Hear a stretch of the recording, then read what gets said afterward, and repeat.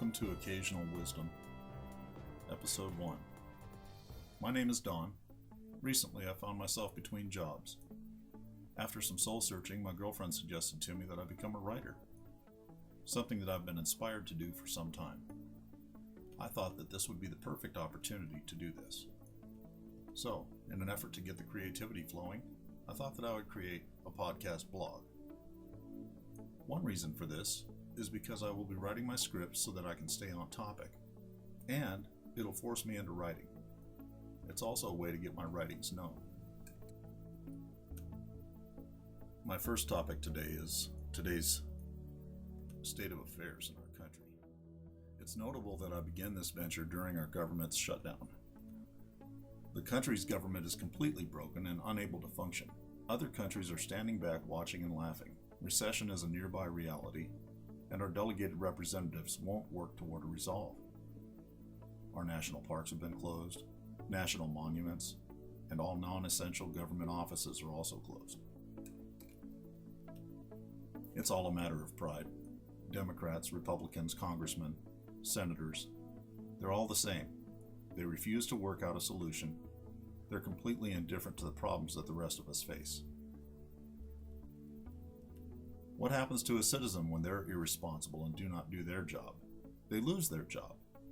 If they don't pay their bills, they may face a lawsuit. They may face bankruptcy. How do we hold these delegates responsible? Shouldn't they lose their job?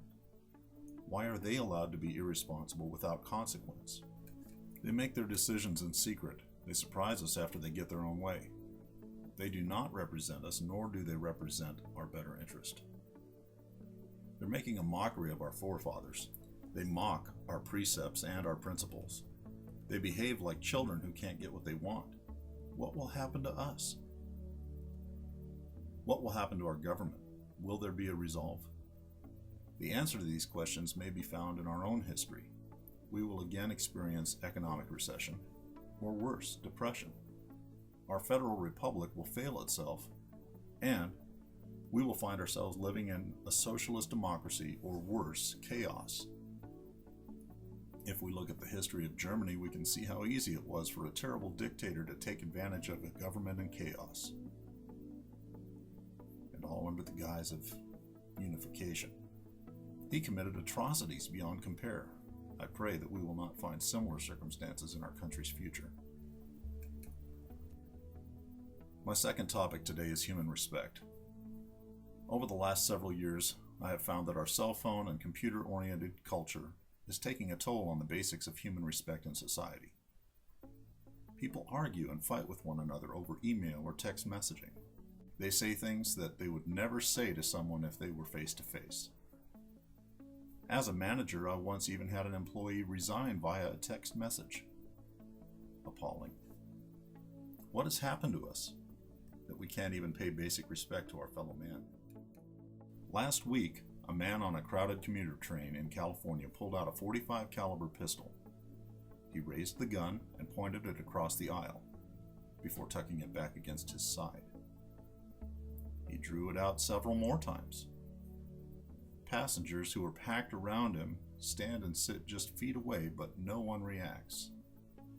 Instead, their eyes focused on their smartphones and their tablets and their laptop computers.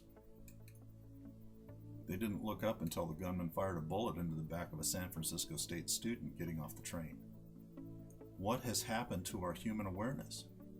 The cameras on the train caught the whole thing on video.